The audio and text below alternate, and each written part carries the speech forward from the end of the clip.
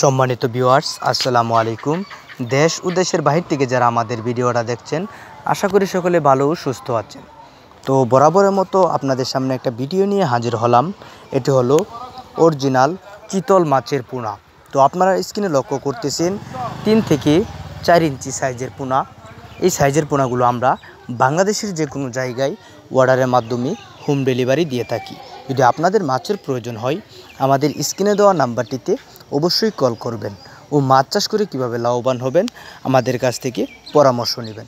তো সম্মানিত ভিউয়ার্স, এই চিতল মাছ আপনারা পুকুরে কিভাবে চাষ করবেন তা আজকে বিস্তারিত জেনে নেওয়া যাক।